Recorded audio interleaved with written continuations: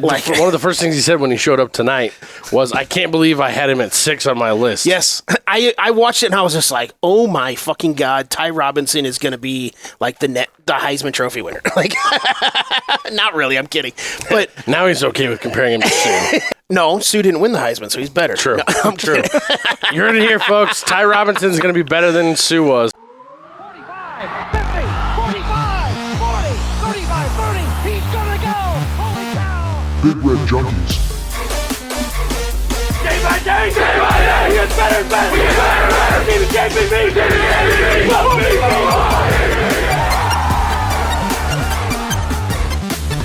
Oh, man, woman, and child, he just turned this stadium inside out.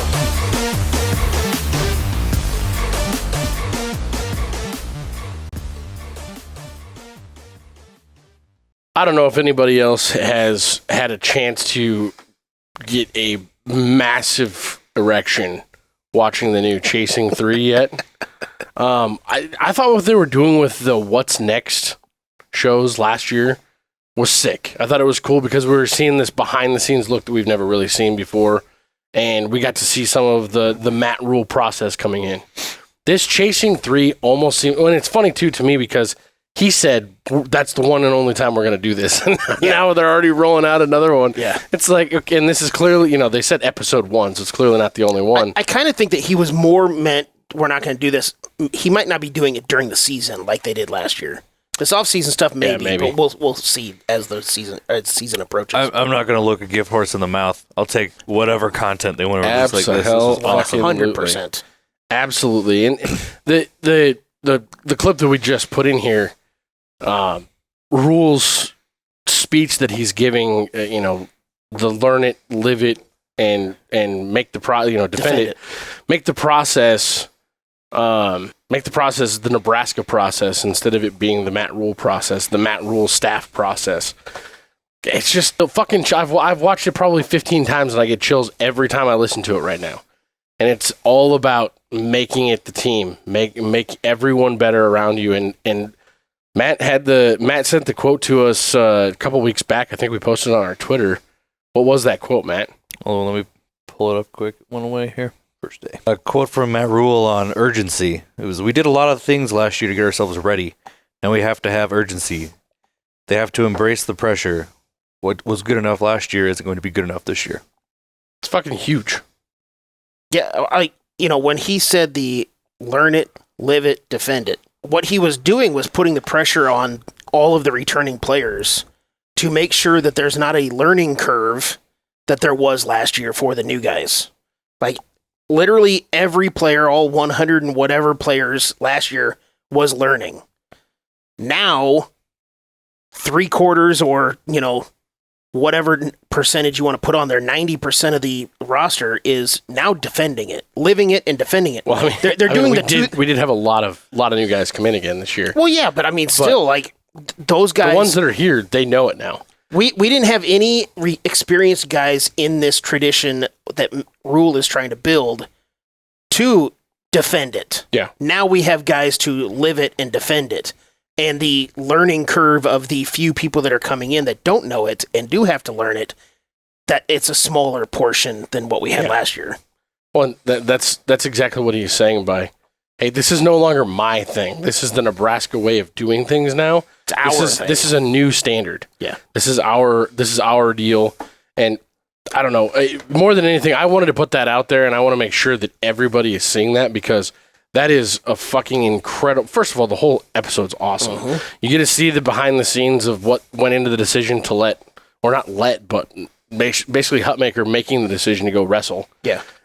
You got to hear straight from multiple coaches' mouths what they thought. Specifically, we've pontificated, we've guessed, we've thought, oh, maybe this or that as to why they allowed this to happen.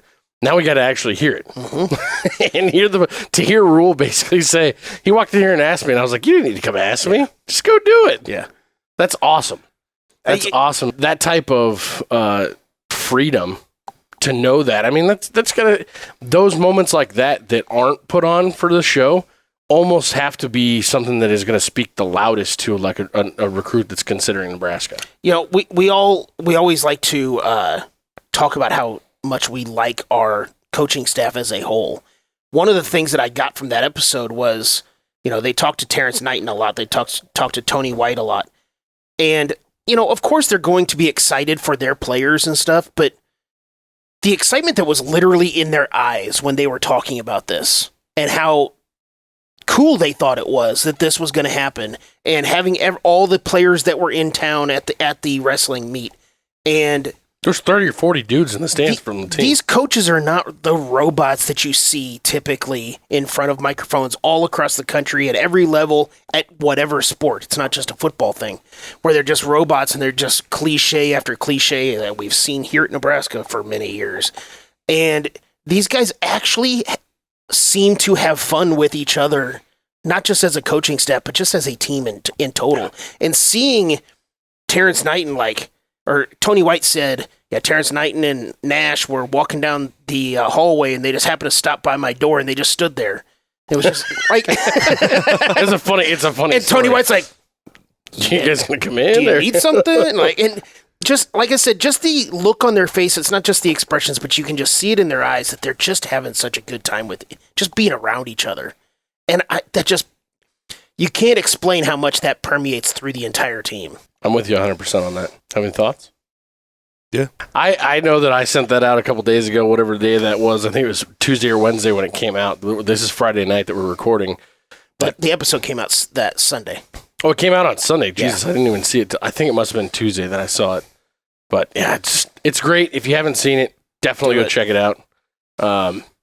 We're talking about the speech that Rhule gave and Nash Hutmaker. The stuff on Ty Robinson. He said, one of the first things he said when he showed up tonight was, I can't believe I had him at 6 on my list. Yes. I watched it and I was just like, oh my fucking God, Ty Robinson is going to be like the Heisman Trophy winner. Not really, I'm kidding. But now he's okay with comparing him. No, Sue didn't win the Heisman, so he's better. True. No, I'm True. kidding. You heard it here, folks. Ty Robinson's going to be better than Sue was. No, the stuff on Ty Robinson, man, the way that he is reforming his body and actually having an off season where he's not rehabbing he talked an about injury. that. Exactly. We talked about it on that last show, but he specifically brought it up. I don't have to be rehabbing. I can actually focus on learning and developing new things rather than just redeveloping something that I already had. Yeah.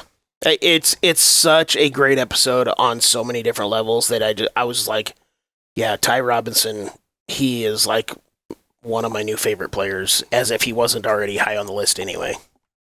You brought up somebody else too that you kept seeing in the videos that was ahead of things. Bly Hill.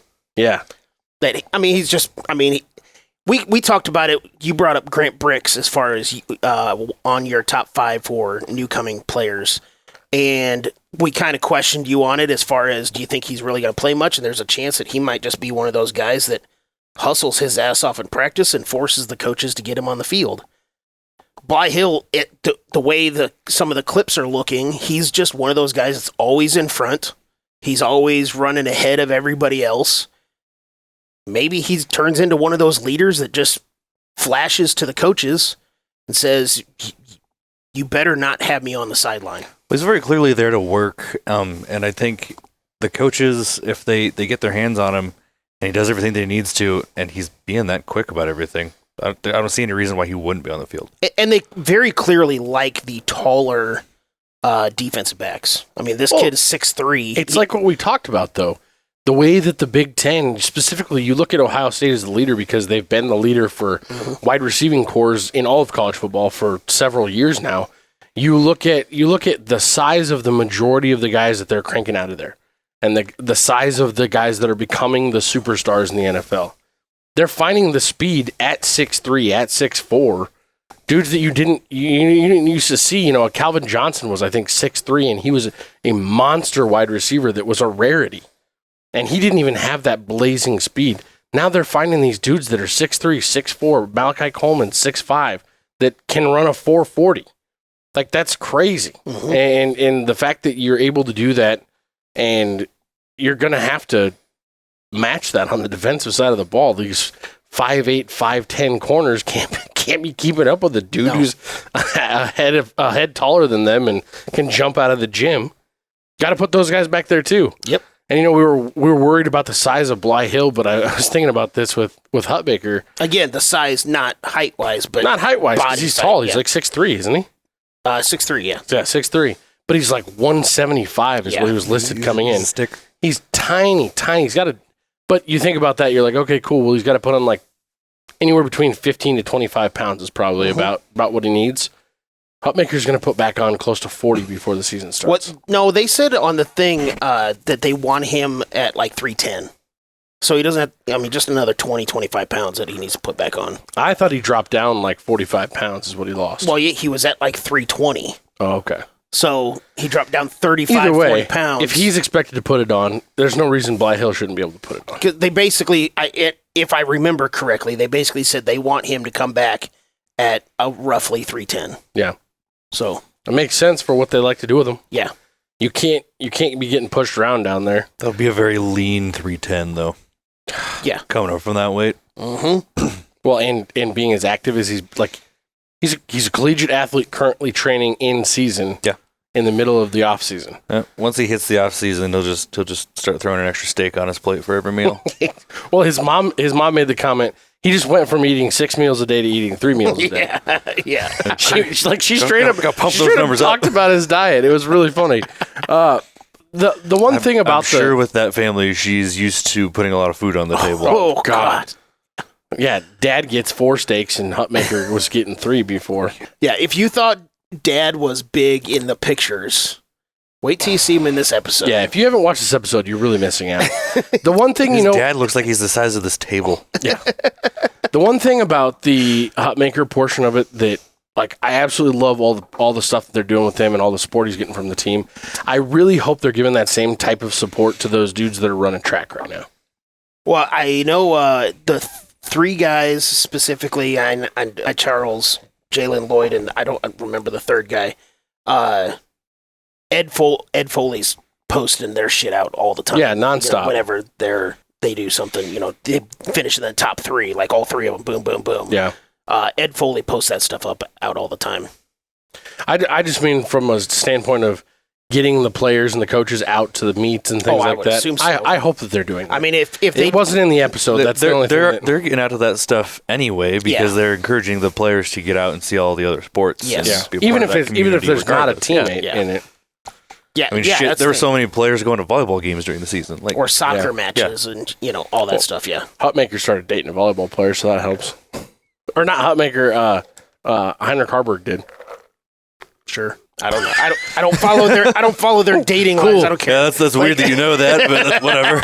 It's only because I've seen it all over Twitter, that's all. What was that the one that so apparently in that slam dunk contest that they did at halftime of that game a couple last week or whatever. Yeah, that's her. They said that if Harburg would have made the finals of that dunk contest, he had a He's dunk. going to dunk over her. Well, Yeah. no, the girl was going to set it to him. Oh, that's right. Yes. But I don't remember who it was, and with you saying that, I'm guessing that's the chick that he's dating. I don't know, but He's dating. I really don't care. Harper Murray. Sure. Yep. Then that was her. Yeah, that's her.